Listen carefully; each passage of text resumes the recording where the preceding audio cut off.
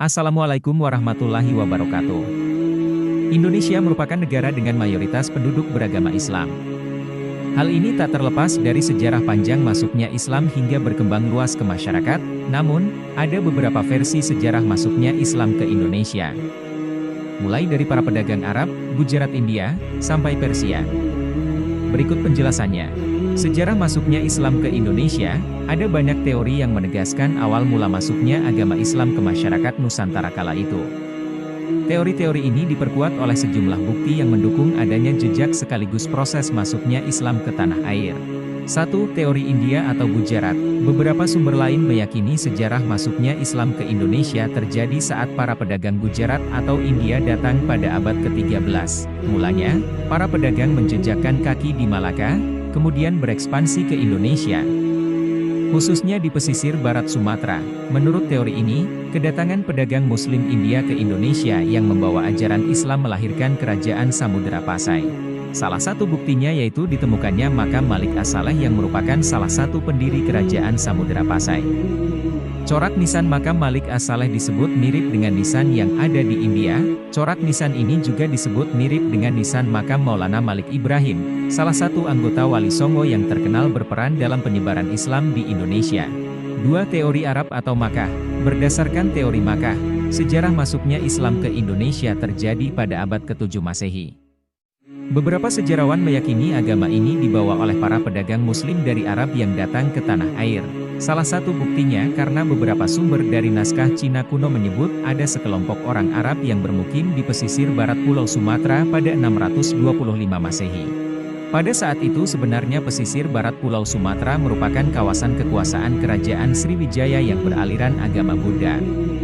Namun, ada penemuan batu nisan yang bertuliskan Syekh Rukunuddin wafat pada 672 Masehi di daerah tersebut. Sumber lain menerangkan bahwa para pedagang Arab melakukan aktivitas perdagangan di Nusantara, kemudian menikah dengan penduduk sekitar. Tak hanya membangun keluarga, mereka juga berdakwah di dalam negeri. 3. Teori Persia atau Iran. Menurut teori ini, sejarah masuknya Islam ke Indonesia juga terjadi pada abad ke-13 namun melalui para pedagang Persia, atau kini dikenal sebagai Iran. Hal ini tak lepas dari munculnya beberapa kesamaan budaya Islam di Indonesia dengan Timur Tengah. Salah satu contohnya adalah kaligrafi di batu nisan yang ada di Indonesia. Selain itu, juga karena ada kesamaan ritual tabok di Bengkulu dan tabuik di Sumatera Barat yang hampir persis dengan bangsa Persia.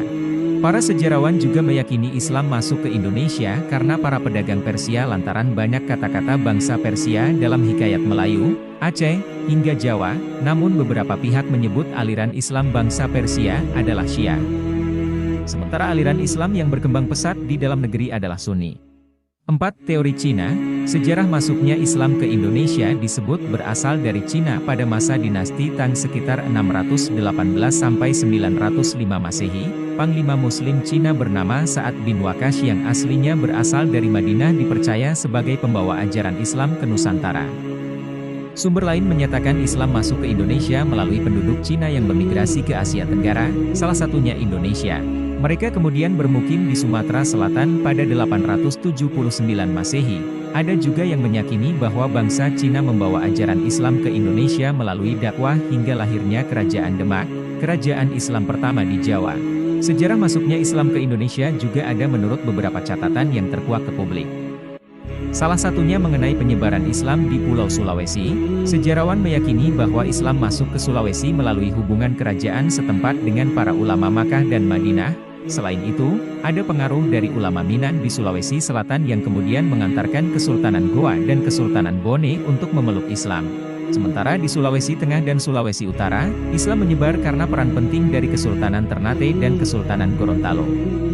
Sedangkan di Papua karena ada peran dari Kesultanan Tidore. Catatan lain menyebutkan bahwa Islam masuk ke Pulau Jawa pada 672 Masehi, setelah Raja Jaisima dari Kerajaan Kalingga masuk Islam.